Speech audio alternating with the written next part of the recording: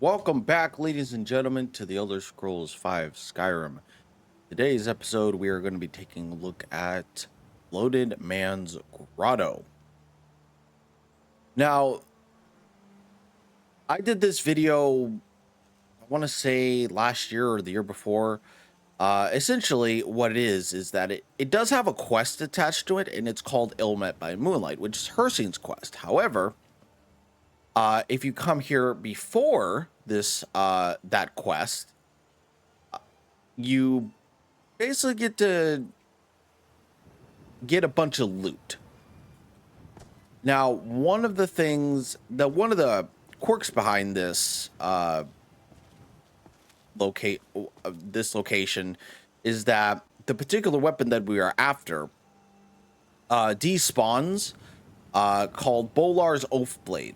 And Bolar's Oathblade can only be found either before or can only be retrieved before or after Ill Met by Moonlight. So essentially what happens is that if you come here before, you go to a specific shrine of Talos within Bloated Man's Grotto, and essentially you get to have Bolar's Oathblade. However, if you do Ill Met by Moonlight, the weapon despawns, and then once the cave is, then once you do the quest, it essentially respawns after a few in-game days. So let me actually show you where it is on the map real quick. So we are here right in front of Bloated Man's Grotto. You have Fort Greymoor right here, Sleeping Tree Camp, Broken Fang Cave, and Whiterun. So yeah.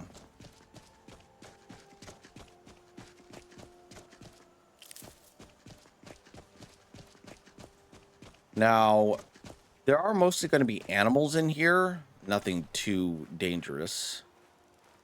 Mostly high level animals. Excuse me.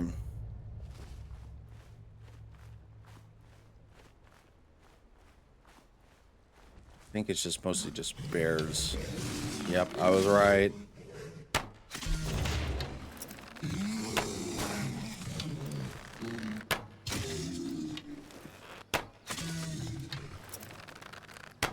Okay, just stand there, dummy.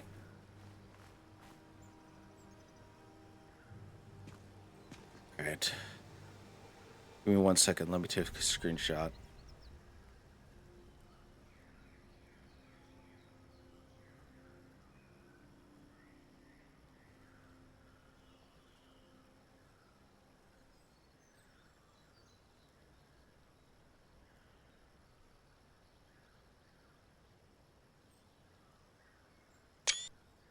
No.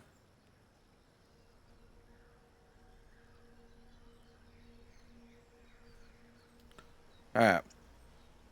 Now, I will show you the location of each chest. One is actually right over here. And make sure you do bring a bunch of lock picks, because there is a one particular chest that is how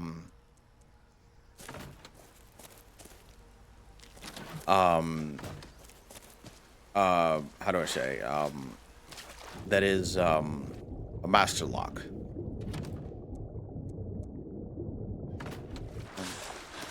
Nothing too major.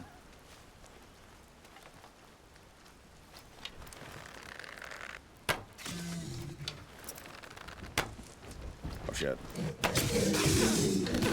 Good God. Get the fuck out of here.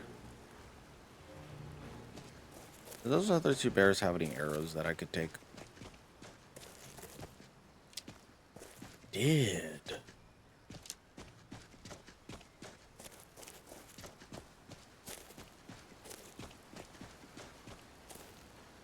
Alright. Like I said, now do take care of particular Spriggan. I don't know if you can see her.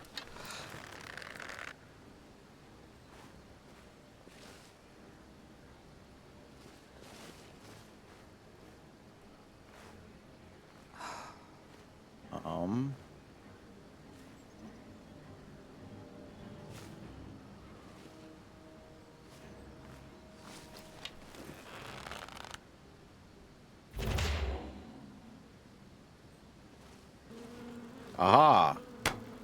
Fuck, I missed. Fuck. No. I keep missing.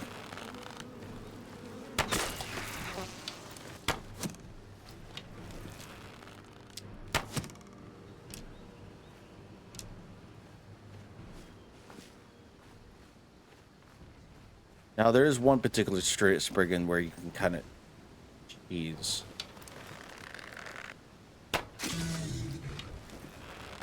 Where you going, bear?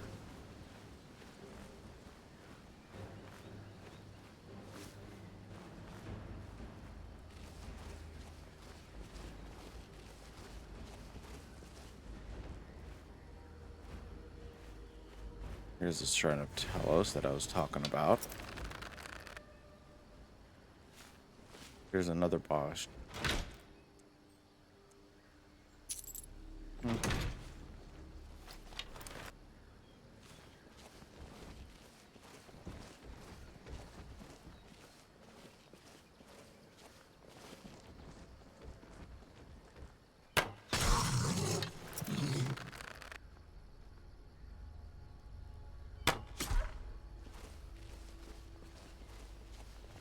And this is Bolar's Oathblade, sorry. Now, you could actually read the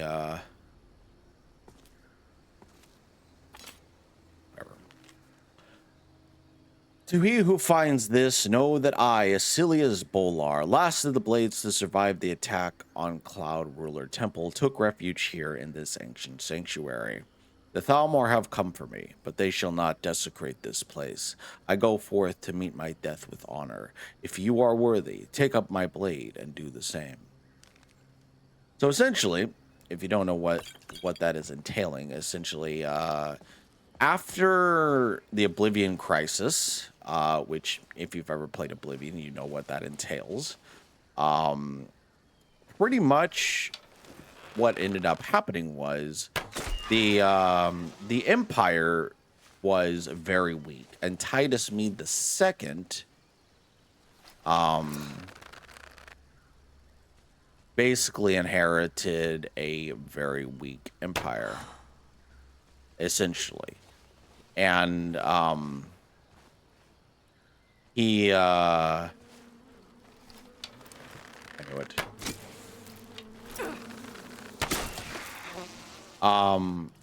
He essentially inherited a very weak empire. The empire was not up to full strength, not like it was in ancient past. In the Third Cyrodiilic Empire, although still existing, it was, like I said, very weak.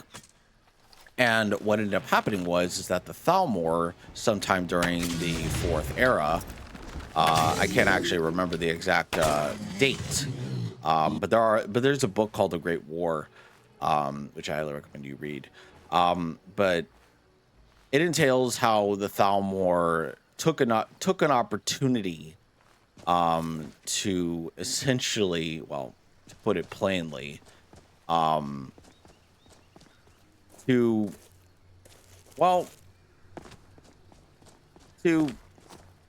make the Empire surrender, so to speak. And they basically gave the Empire an ultimatum. It's like, hey, surrender now or basically suffer the consequences, kind of thing. And Titus Mede, to his credit, said, no, I will not do that. And so Titus Mede II said, no, I will not do that. And basically said, you know, we are not going to bow to Thalmor scum, essentially. And overall, the overall premise, and so what the Thalmor did was essentially, well, they basically kicked over this cart. and the description of it I won't mention, but basically they like came with like a massive cart, and it was basically, you know, covered in flies, and it was very disgusting and everything like that. So essentially, so basically it was uh it had every single blades, it had the heads of every single blades agent that that was stationed in Somerset. So basically they found every single blades agent that was stationed in Somerset, and basically said, "Hey, here, you have basically chosen war, essentially." Because after Uriel Septim the Seventh had basically died, and Martin Septim sacrificed himself, like I said, the Empire was in a weakened state, and so the Thalmor, taking an opportunity, like I said, long story short, it went into a massive war. Skyrim, what was left of the Empire at that time? Oh my fucking god! What was left of the Empire at that time? Um, hell, game. Okay, I gotta focus here. There we go. What was left of the Empire? Um, you know, attempted to combat the Thalmor attack. A lot of events happened during this time, and to make a long story short, one of the things that Thalmor did was attack Cloud Ruler Temple, and that was pretty much, and you find it in Beyond Skyrim Bruma, the state of Cloud Ruler Temple. It was a whole thing, and eventually the Thalmor quote unquote won. Not really, because it's basically taking them all of their efforts to basically keep the worship of Talos banned, and then number two, they never got Hammerfell, even though they wanted it. Now, for reasons unknown, we are not sure. We can only speculate. But essentially, they wanted Hammerfell. The Red Guards didn't want to give Hammerfell to the elves. They felt, as many as like the Nords did, and the Red Guards did, they felt that the Empire should have kept fighting and felt like they could have stood a chance.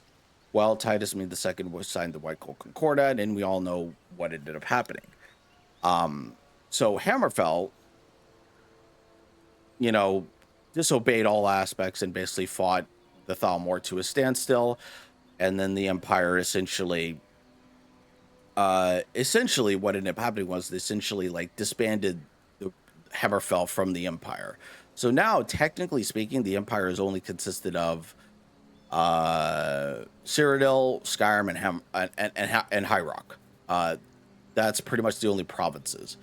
Yeah, so obviously they ended up signing the second treaty of Stros Mackay, which heavily favored the Red Guards and was like, hey, by the way, you suck. You know, we will not bow to Thalmor scum, essentially. And so, but yeah, that was pretty much it for that little history lesson as I mowed through most of the content. But anyways, guys, but yeah, I had there. It's a very interesting read, The Great War, and yeah. But anyways, guys, I hope you all enjoyed this episode. If you did, leave a comment. All social media, all my social media socials will be down in the description box below. Leave a comment if you and let me know what you think about this video, if you enjoyed it or not, and I will catch you all in the next one. Bye bye.